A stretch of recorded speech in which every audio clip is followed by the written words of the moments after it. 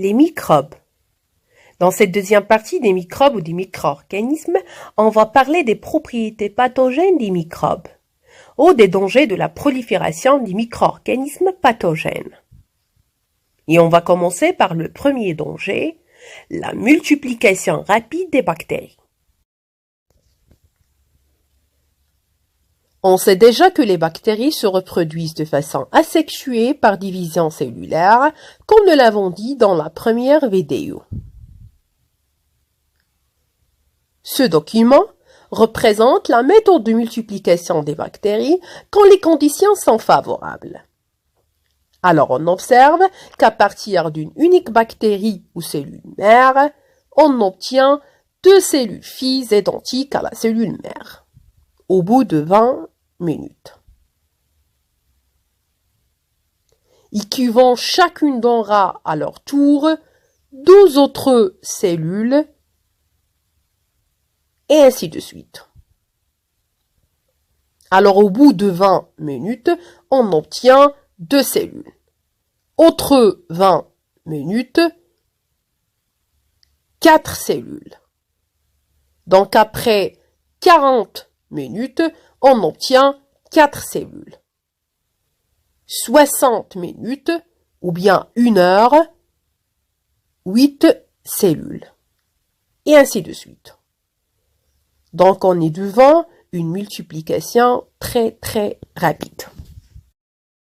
Le document 2 représente la méthode de multiplication des bactéries quand les conditions sont favorables. Alors pendant les 5 premières heures, on observe que le nombre des bactéries commence à augmenter lentement, car elles se retrouvent dans un nouveau milieu de vie, c'est-à-dire elles ont besoin de quelques heures pour s'adapter. On parle de période d'adaptation. Entre 5 heures et 12 heures environ, le nombre des bactéries augmente très vite. Dans ce moment, les bactéries se multiplient rapidement par division cellulaire, car toutes les conditions sont réunies. Alors on parle de température idéale, des nutriments, donc d'énergie, etc. Alors après 12 heures, le nombre des bactéries diminue,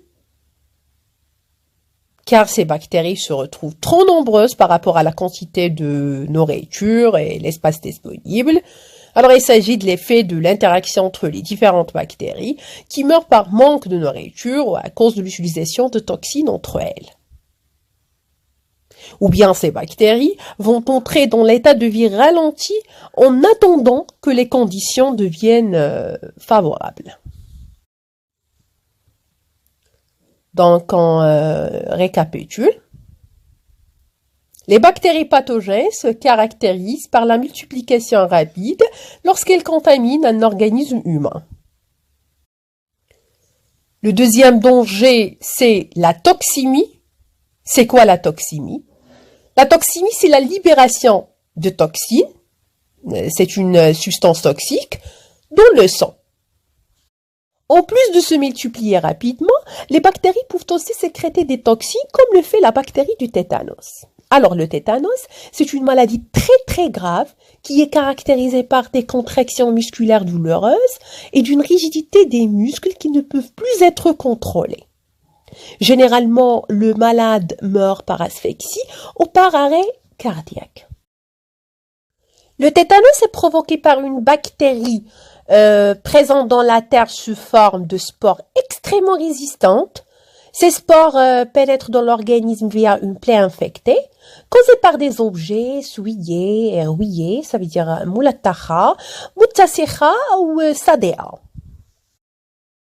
Depuis cette plaie, elle germe, il se transforme en bacille et s'installe sans passer dans le sang et sécrète, bien sûr, la toxine. Alors, pour savoir comment les bacilles du tétanos infectent l'organisme, des expériences ont été réalisées qui sont présentées dans le tableau suivant. Dans le premier groupe, on a injecté la bactérie responsable du tétanos, la maladie mortelle, à une souris saine. Le résultat est l'apparition des symptômes du tétanos et mort de toutes les souris.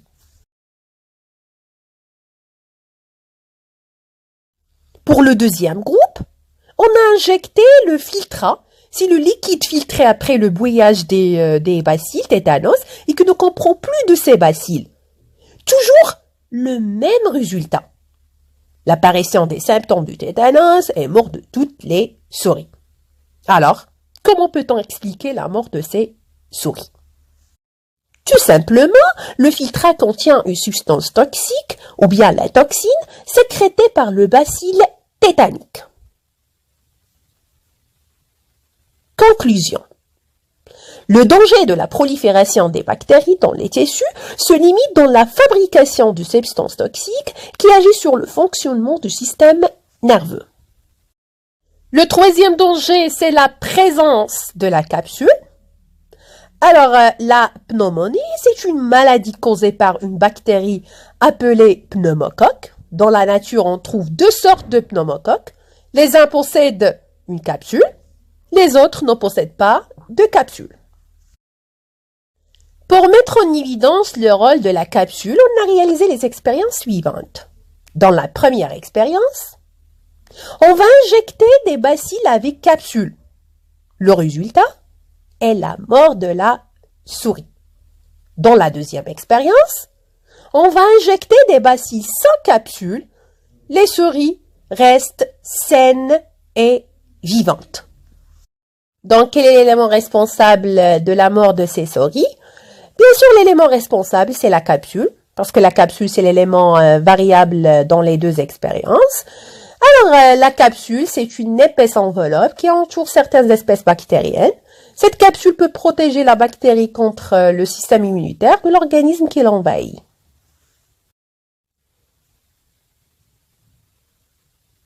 Conclusion.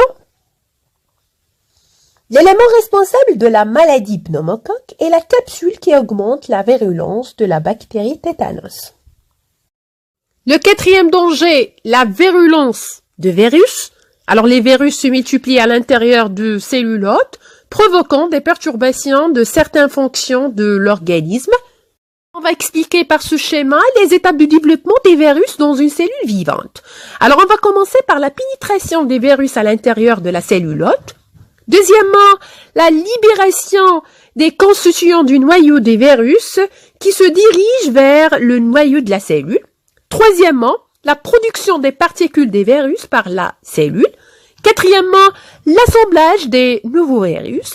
Et dernièrement, la libération de ces virus par bourgeonnement.